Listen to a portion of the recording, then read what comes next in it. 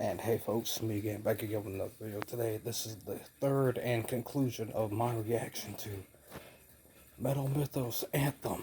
Yes, they're that good. Hope y'all enjoy, like, subscribe, and enough talk. Let's begin.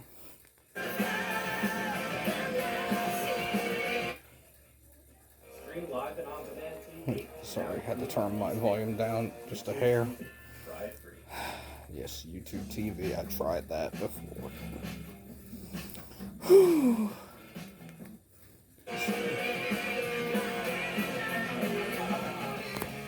As you can plainly hear, not only did Azo not lose a step, he took a fair few extra in the interim. For over the course of the 90s, he would perform ably with myriad bands in the Japanese rock scene, gradually and by degrees, fashioning himself from a raw, rough-hewn up-and-comer in the 80s into one of the most accomplished, polished frontmen in all of metal. Japanese, American, European, or fucking Klingon, frankly. Sadly, original skin basher Mad Ohuchi was out for good by this point. Good.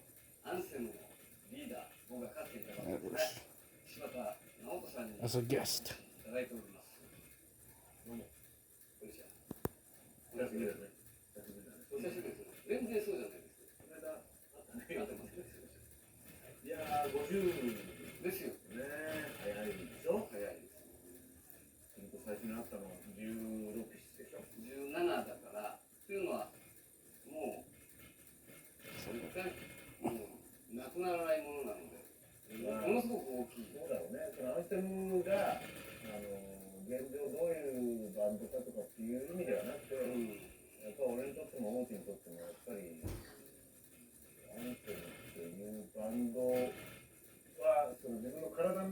Let's see. あるからね。だからまあたまたま今はほら、現在進行形のアンセムに多くはいないけど。The good news being that he was replaced by legendary drummer Hirotsugu Honma, best known to the Mythos faithful for doing the drum work in Visual K Legends' Flatbacker, a band whose earliest material preceded X Japan's by a full fucking year, and who eventually would change their name and style and break stateside supporting Guns N' Roses as the Gene Simmons-produced makeup metal titans known as Azo. Needless to say, his skills behind the skins were self-evident, but among his bandmates, he would be praised ad astra for his cooking skills, of all things, with bandleader Naoto Shibata alleging in more than one Japanese interview that if he ever retired, Anthem's boss would be the restaurant industry's gain.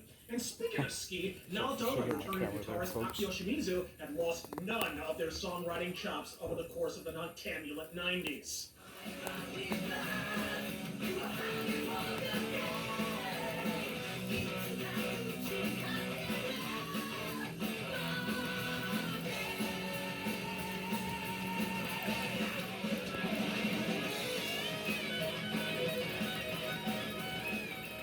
Seven Hills was a triumphant return for one of the most important bands in the Japanese metal pantheon, a status they've impressively retained in the intervening decades. Sadly, the band would also sign a long-term deal with JVC's metal sublabel Victor, which is also why Anthem albums from this era sell like virgin blood on eBay auctions for the fucking record. Their distribution was goddamn awful.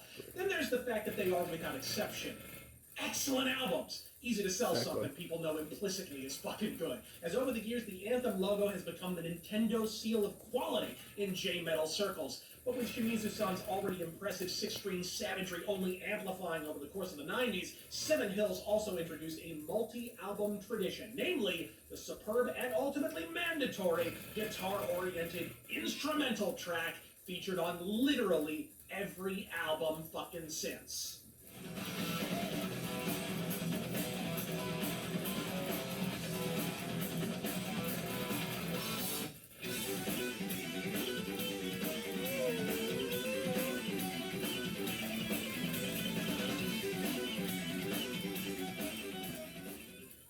Come in all shapes and sizes. Seven Hills, weirdly inapplicable ancient Roman album title and all, is excellence in any configuration. I kind of hate to recommend it to you since you'll probably have to sell plasma to buy the fucking thing, but if you luck into a second fucking fortune, get it. Next.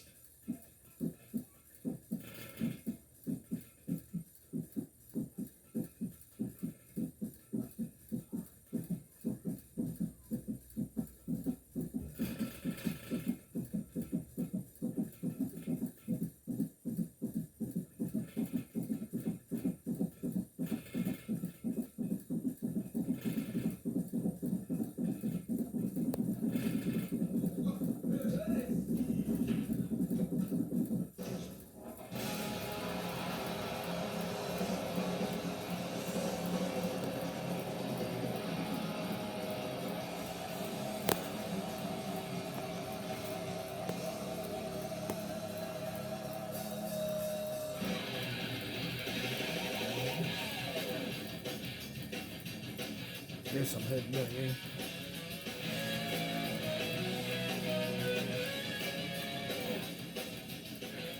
Now, I've qualified my prior remarks by saying Anthem are biologically incapable of producing an unsatisfactory album, and I stand by every word for the record. However, if I were asked, shotgun to goddamn brainstem, what Anthem album I wouldn't necessarily recommend, and the word none was not an option, Overload would probably be my reply. Which sucks to say, as there's a song or several that fucking slay here. But frankly, Overload also appears to represent something of a cloying attempt at early 2000s radio metal commerciality, at least in so much as Anthem are even fucking capable of such. Which, as it turns out, they are, and sort of aren't. But don't believe my bloviating ass. Listen. Just have a listen.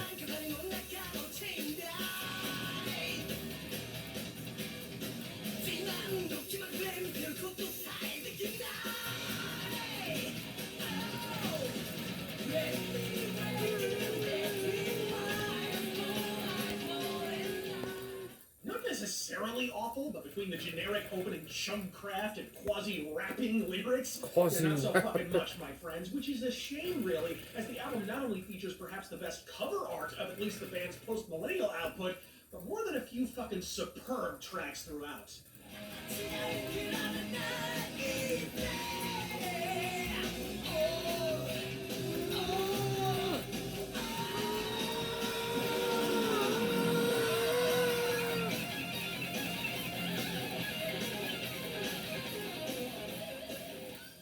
That goes double for Akio Shimizu's incendiary solo track, Ground Zero.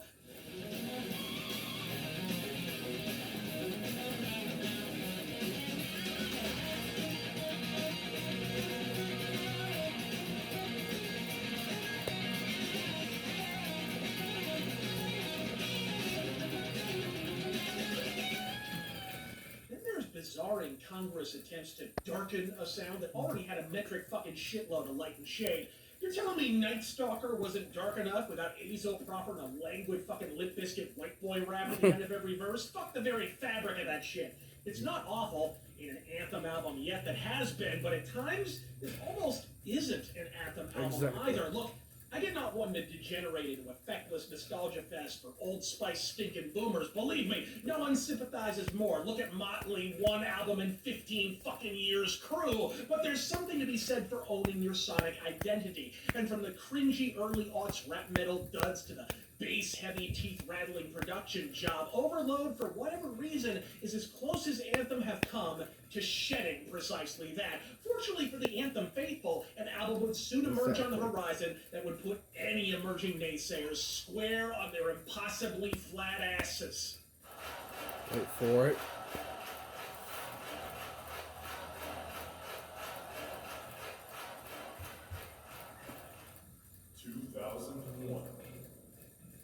Seven Hills.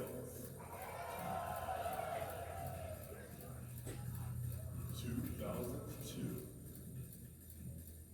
Overload.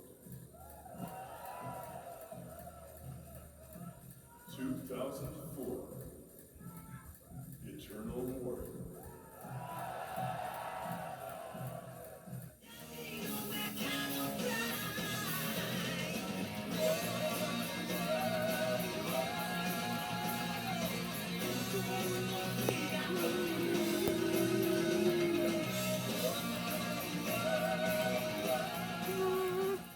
Halls of heaven and each concentric circle of hell, rarely has there been an album that so perfectly encapsulated every signature element of a band's sound and style than the aptly named Eternal Warrior. A staggering statement of intent that not only reoriented Anthem on more solid footing after a momentary fumble on fucking Overload, but bore the standard for the scene they shared with so many Japanese metal contemporaries as well.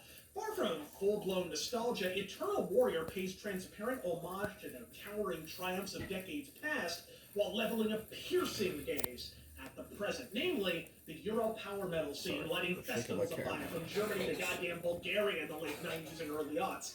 As such, what you hear on the exemplary Eternal Warrior is the sound of Anthem absorbing the sounds of Stradivarius, Primal Fear, and fucking Gamma Ray, and throwing it right the fuck back at those Bavarian bitches.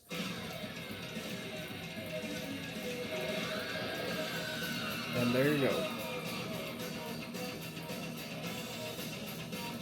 Need he say more?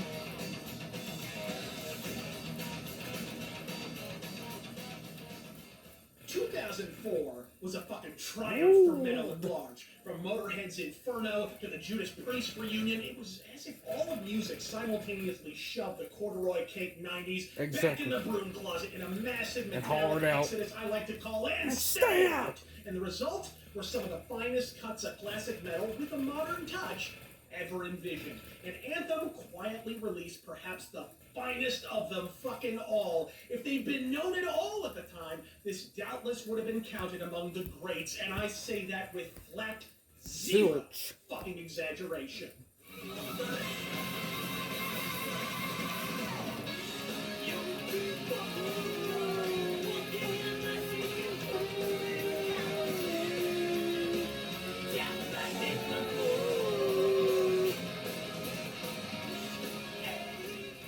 If I have one gripe, it's with the unevenness. As exquisite as the Anthem albums of the aughts were, if they had one repeated fault, it was an inability to close a record out strong, and the yawn-worthy, fucky effect-laden mind slide made the template for that mid-period routine, I regret to say. And did I mention there's a killer Shmizu instrumental? Because there's a killer Shmizu instrumental.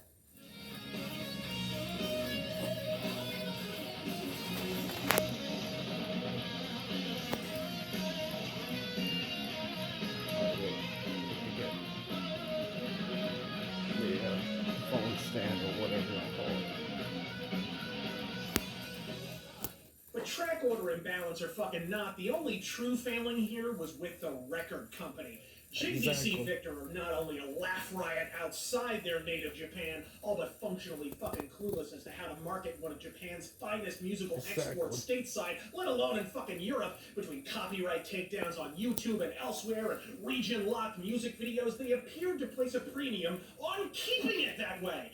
As such, if you've ever searched for an Anthem music video, of which there are dozens, and gotten all of 3 fucking hits, some of which ain't even the full fucking version, now you know precisely why. But this is the mythos, and it's all about the metal. And when some the record companies terms Anthem, we're fixing to go on a goddamn tear. Next. What do the audience, what do they seem to want to hear the most? Do they want to hear the album from Anthem, the band reformed, or do they want to hear the classics, or is it kind of a mix? Many Japanese bands were formed like they did.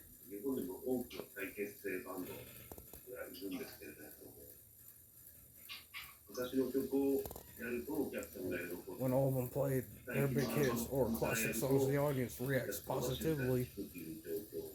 But when they play newer songs, the audience stands there somewhat. That isn't true of Anthem. We are a current band. When they one of their mutual goals was to live in like over half of their set is new songs.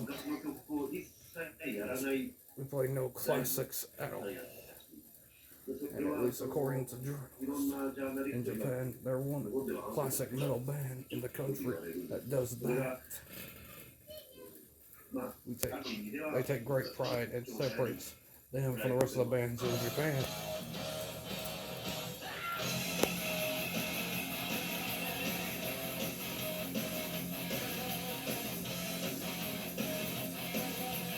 Oh, yeah.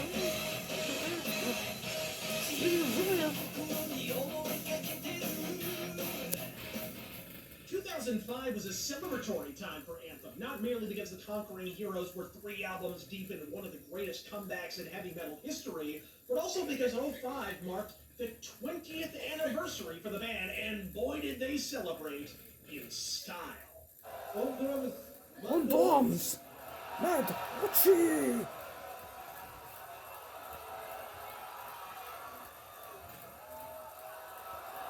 Oh, gee! Oh, gee! Oh, gee! Gee! Gee! On guitar! Yeah! Fukuda!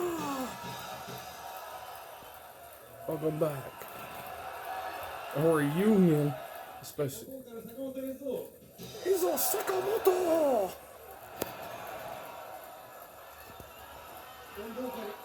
On vocal! Yukio!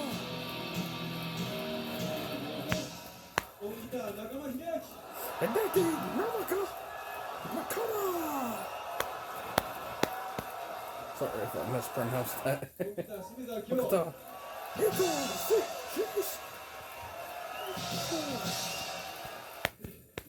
The leader! There he is.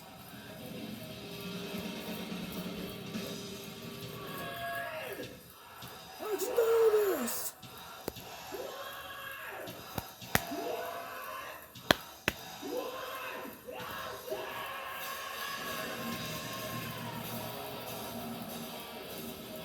Now that is how you celebrate a reunion and a celebration. What more could you ask for? That's right, folks. After a Now that's how you 4-hour-plus celebrate. pounding set, each member of every individual anthem lineup will Exactly. go on stage one at a time to play songs from their respective anthem eras. Exactly. Yukio Morikawa, who by then was balls deep in power nude with a horrendous haircut to match, sang songs from the late 80s and early 90s. Mad Oguchi played percussion throughout, and the great Hiroya Fukuda returned to the fold to shred like the goddamn Dickens. Fuck, they even got Hideaki Nakama, who by now was a Malmsteen-style solo star in his own right, to play Exactly. tunes from the No Smoke Without Fire Japan's era. answer to It's the kind Malmsteen. of thing Kiss fans of fucking fan Can't say- twin orgies about, despite Paul Stanley's Australia-sized ego making it an outright impossibility. Point being, it was fucking superb. A selfless gift to the fans. A snapshot in time, and thankfully, it was also released on the excellent 20th anniversary concert DVD. This ain't a review or anything, but trust me, Exactly. you'll fucking want it. But that brings me to the resultant album. As you may have noticed from the album titles, Anthem had a bit of a bugaboo with Eternal Life. A stance I'm sure had nothing whatsoever to do with the fact that their frontman aged in fucking reverse. No wonder he left the band in the late 80s, any longer on stage and we'd be headbanging to a fucking fetus. Enter the vampirically themed Immortal.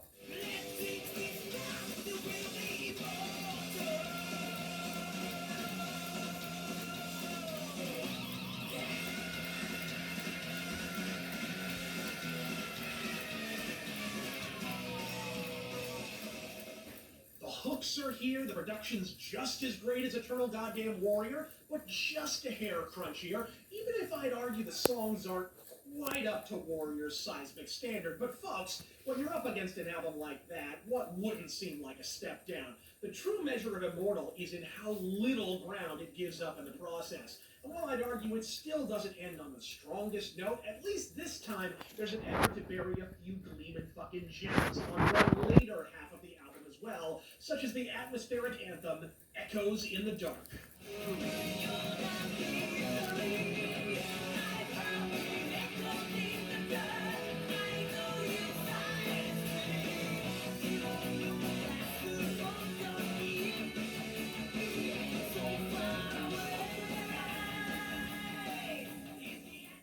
The tale of the tape here is first half okay, latter half fucking excellent, an almost outright inversion of Eternal Warrior. Fuck, with how easy they made it look here, both live and on record, a particularly jaded Jagoff might even say their year-in, year-out excellence was almost getting predictable, but the following album would prove you can never assume anything about Anthem. マーチャンをバンド持ってって売ったりするじゃないだけど、すごい昔だと思うけど、どっかでバンドに対して皿売ってたっていう説が本当だよね。刺身があるね。刺身が。だって、マーチャンで遊びやってるのに終わった後、あいやいやいって刺身が売ってたって楽屋で、大使の先生が Selling plates sounds kind of goofy, but 売ってた。それ売ってたらしいですけど。あれがだから今あれはね、すごい。だからそのすごいよね。刺身から最初それをマーチャンで売ってたんですよ。思い出深い。思い出深いじゃないか。そういうこと許されないからみたいな。いや、すごいよ。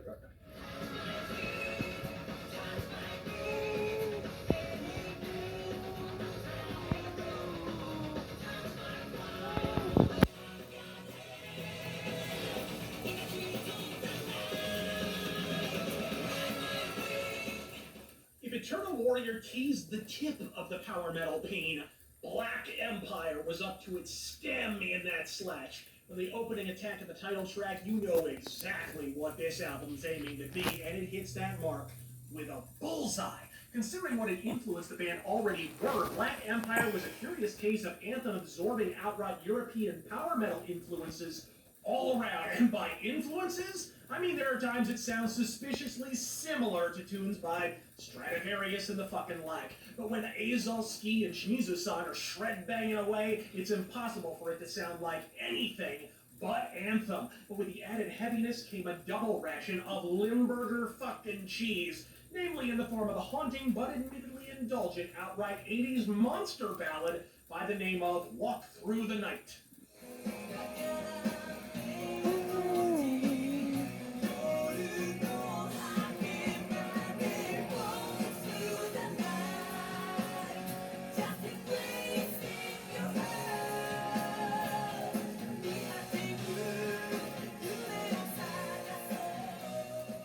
If you're into this kind of thing, it does break the heavier first and fucking second halves of the album with a nice down-paced mid-portion. If you're like me and reach for the insulin syringe the second it comes on, you're better off slamming that skip button and heading on to what is, in my opinion, the album's single greatest standout, the utterly epic Emptiness World.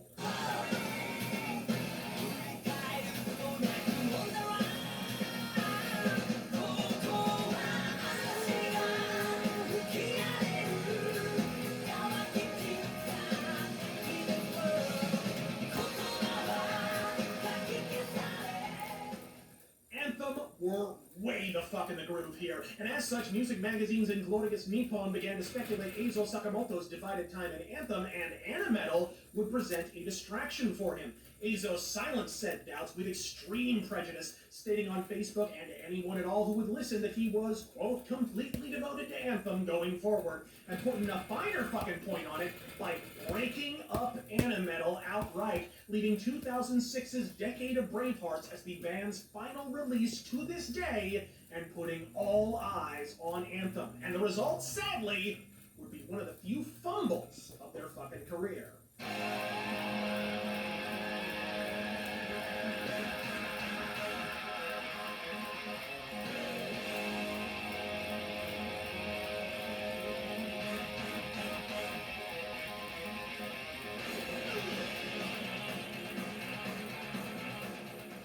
With their outlandish 7-album commitment with record company JVC Victor coming due, a company who were only a couple of years away from a complete rebranding, by the way, Naoto Shibata was for the first time beginning to feel somewhat suffocated. Sure, JVC were solid in Japan, but with the band now approaching their third decade, if they wanted to make a pass at the international market, the clock was fucking ticking, folks. And then an eye-popping offer presented itself from Universal Records. Yes, folks. That Universal. Promising promotion aplenty, more favorable margins for the metal legends, and best of all, the promise, albeit an ambiguous one, of a push into the States. It was potent temptation indeed, and I personally believe entirely accounts for one of the lone missteps of Anthem's otherwise excellent career. Do not misconstrue what I'm saying here. Anthem have no bad albums, Exactly. and 2011's heraldic device is no exception. But neither is it exceptional. After a strange synthetic affair entitled The Sign, featuring a music video that was much better than the song frankly fucking deserved. Exactly.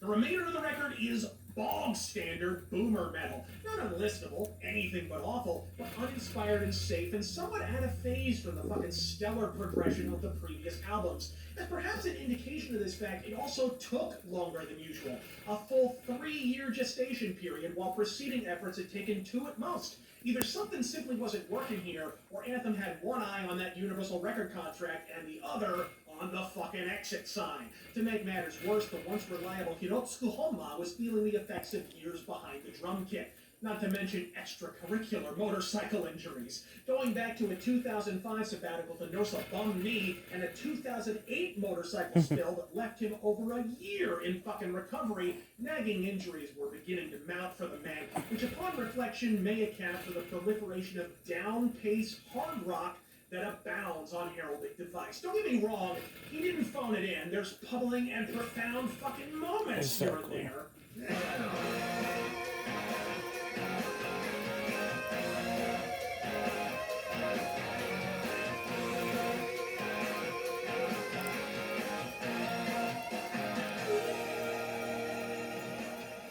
But the sum is less than its parts, and the end result is something that feels tailor-fucking-made for the fulfillment of an expiring record contract. And little the fuck else. It was a disappointment, if not necessarily a monumental one. The band barely toured on this shit, signed with Universal at Mach speed, and within just under 1 fucking year, redeemed themselves. Exactly.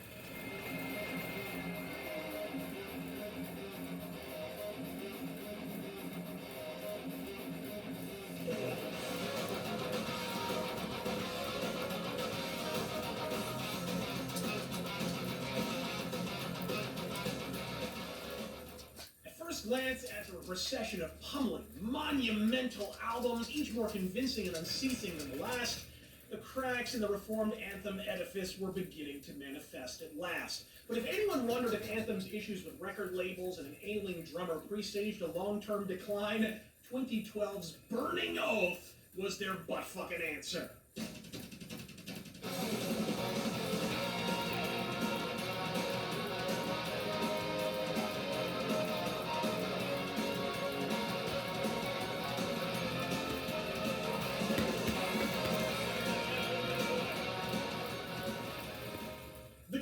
Between the starchy and staid heraldic device and its follow-up are like night and goddamn day. Where heraldic device was downbeat and pedestrian, Burning Oath sounds immense and epic, a vivacious power metal symphony to send Hirotsuko Honma off in style. For sadly, after decades behind the drum kit with Ezo, loudness, and Anthem, literally the holy trinity of Japanese metal, he'd hang it up here for fucking good to become a professional drum instructor of all things.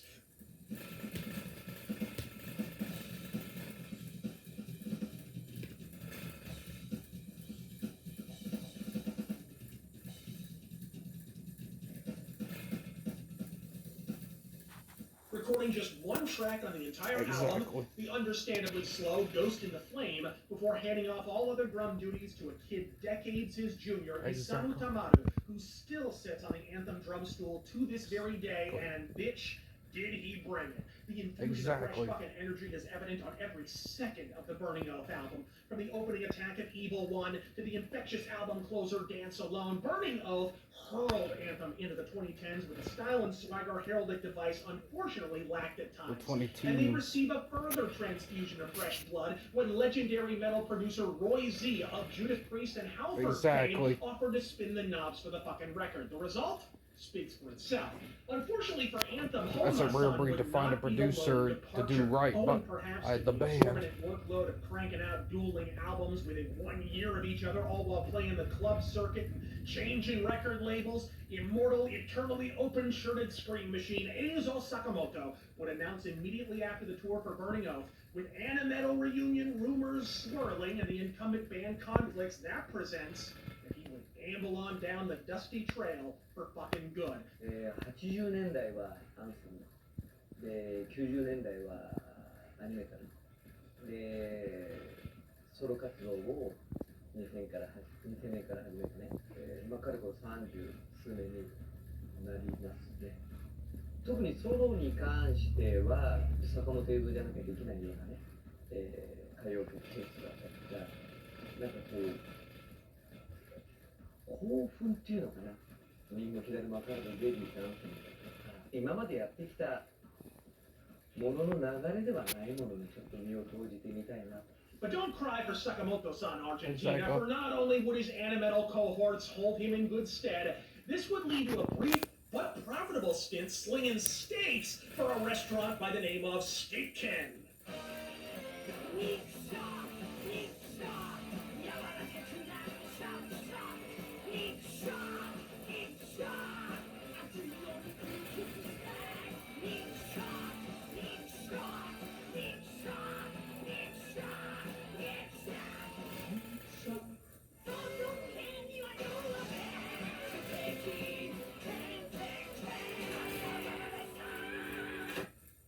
the adversity kept a-coming for Anthem as a routine examination uncovered the fact that band leader Shibata was suffering from early-stage stomach cancer. Exactly. Fortunately for him, the early bit meant a simple surgical intervention and recovery period would be all he needed to kick out of it, which he thankfully did. But one wonders what ancient Japanese demi-demon these dudes pissed off in the year 2013. Drummer, down. Singer, splits bill. With no Graham Bonnet to fill in the gap this time, the course was clear. For Anthem, the only way forward was with a face from the past. Exactly.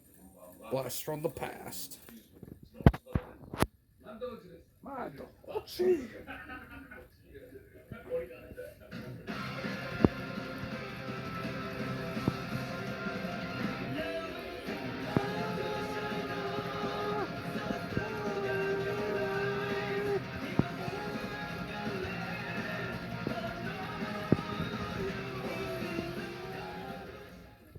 I'm interested in how your outlook on life has changed since recovering from cancer. It's all down for him. Good. That's good. Good, man. You're in good health.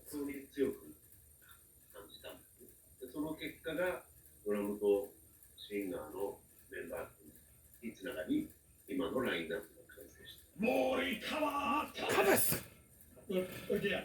Look, I've always loved Yukio Morikawa. Truth be told, I love him a bit more than Eizo Sakamoto, even though he's widely considered the classic vocalist. But Morikawa's got that deep baritone bellow, those ear-splitting screams and soulful croon, all crushing in unison. And best of all, in his near 20-year absence from Anthem, he lost absolutely none of the above. Exactly. A freak of fucking nature who's aged like fine wine. Fine wine. I even watched this video. True story.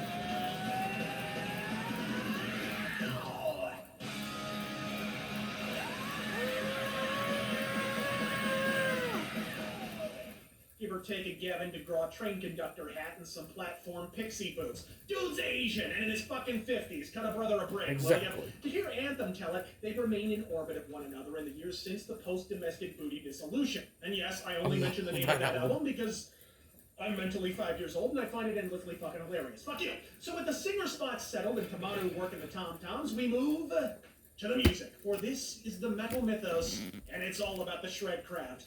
While I love Sakamoto's reunion work with Anthem, look, I'd be lying if I didn't admit a kind of blending effect had occasionally afflicted even some of the best of their more recent output. Go upstairs. Got a little surprise for you. Overload came off like a cringy cash-in to keep A little the surprise for you momentum upstairs. going. Eternal Warrior is one of the best metal records of the early aughts, but its follow-up Immortal is sort of standard.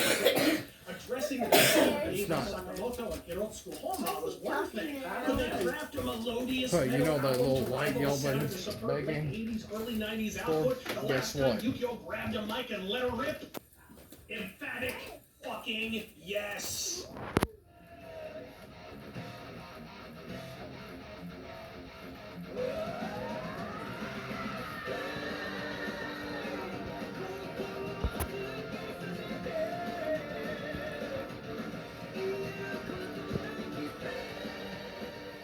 Had a little thank you to my sisters. Absolute World is a reunion between Anthem and their classic sound. Not so much Tightrope or Bound to Break, but harrowing, heart-wrenching melodic metal in the vein of Gypsy Ways and my Puma favorite, No Smoke Without Fire.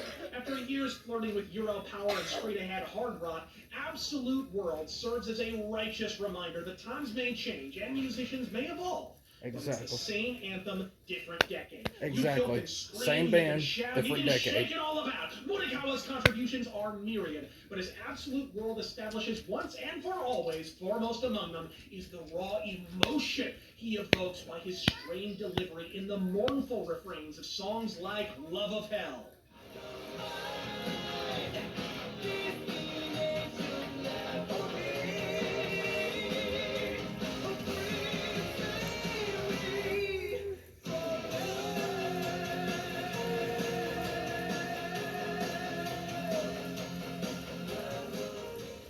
I'm not normally one for ballads, but that shit right there would be at home on Domestic Booty, and I love it. That mention was also intentional. Domestic Domestic booty, domestic booty, domestic booty. Next. Booty. We're in nothing at all. Nothing at all. Nothing at all. Stupid dick. Domestic. Booty.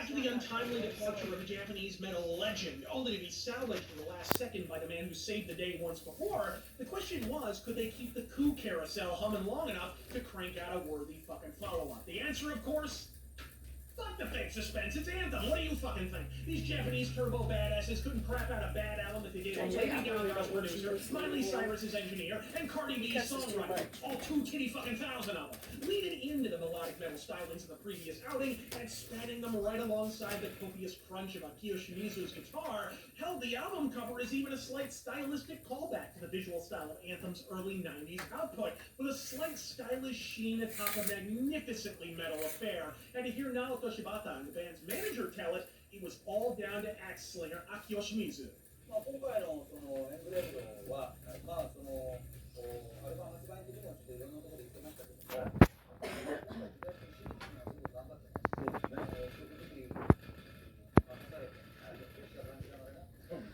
いや、あいつはもともと天才ですから。本当にまあやっと本気になったってところじゃない。 I may be in pain, but I refuse to be beaten in any shape or form. Jesus on positively shines on engraved.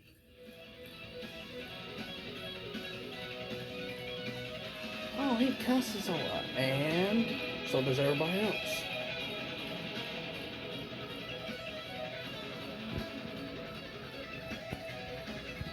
Says the Pope. Says the woman who said GD. Yeah, I heard her in there, in that kitchen. Sacred trace.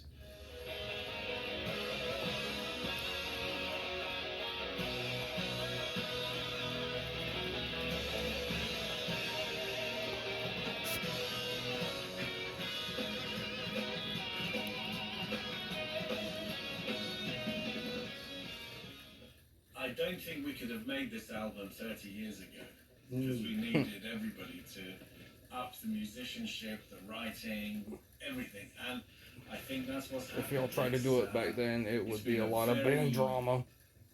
Pleasant way of mixing, no problems, everything has been just as it should be, an ideal scenario, and I wish every session was like this, but there you go. Be careful what you wish for. It's been amazing, yeah. All I can say to the fans is you won't be disappointed, you will be very pleasantly surprised. It's all powerful, the tempos are really exciting, the melodies are amazing, the playing is superb, Amazing. the singing is amazing. Just wait and see.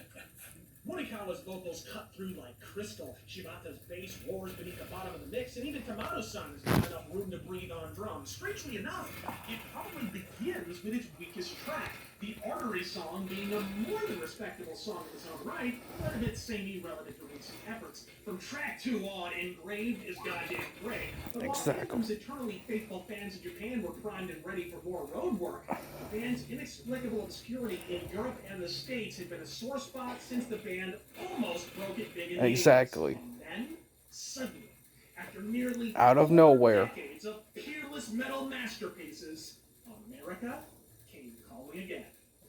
Exactly. 今まで応援してくれたいろんな方たちにも向けて、決してこう恥ずかしくない出来になった素晴らしいアルバムだと思いますので、ぜひチェックしてください。聴いてみてください。Nucleus even has one of their favorite songs on there.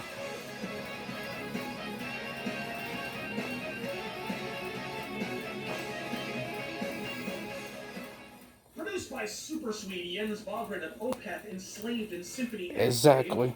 probably recommended Anthem due to his work with fellow countrymen Dira and Gray, the sonic result was a heavy metal East meets West, a Japanese 80s metal icon with a twist of contemporary Euro power production. Exactly. I'm talking about Nucleus. We didn't have any disagreements or anything. I think it went really smooth, actually. Same wavelength. The only thing you did mention to me was that for the Japanese market, I should probably lose my beard.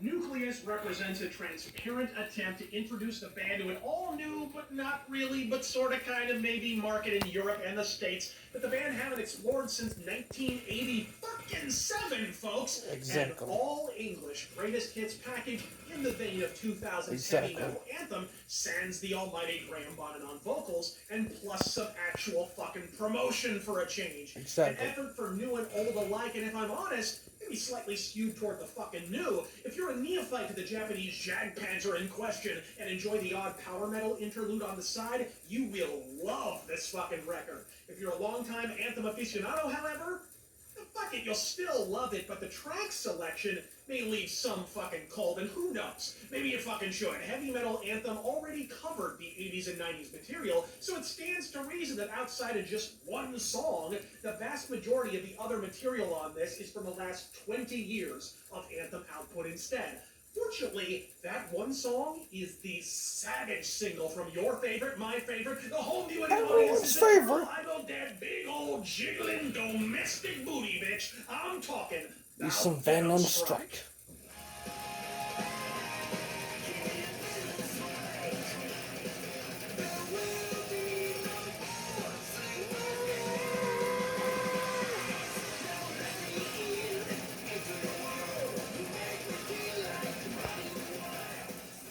And if Morikawa-san's vocal delivery sounds slightly strained, worry not, Mythos faithful. It ain't age catching up to old Yukio. Even at fucking 50-something, this fucker can still wail. Rather, it's a question of the head-scratching studio logistics of singing an entire album in a foreign tongue. いやー、まあ、もう例年にも増してなかなかハードルの高いレコーディングを送らさせていただきました。まあね、僕たちは当然通常は母国語は日本語なわけで、ハードル高かったですね、今回は。例えば、まあもちろんその英語のジャッジメントをする人間がいるんですが、歌自体の判断は僕がディレクションするわけで、今の歌最高っていうふうに言うと、英語をジャッジメントする人間から発音がダメでした。で、今の発音最高って彼が言うと、そういう時に限って、いや、今の歌い方はダメだったな、みたいなことがあって、まあ通常の Despite what all I've been through, it's worth it. But Morikawa-san has always done a damn fine job with English lyrics, in my humble opinion, going back to the bygone days of Gypsy ways. And in retrospect, it's a shame he never got a chance to break it big in the West in the same way his predecessor did. Better still, the subsequent tour for Nucleus included the band's first Western show in several agonizing decades, when Anthem took their rightful place as one of the headlining acts at the 2019 Keep It True Festival in Germany, handily winning over an indifferent audience largely unfamiliar with their Japanese material and stealing the show outright.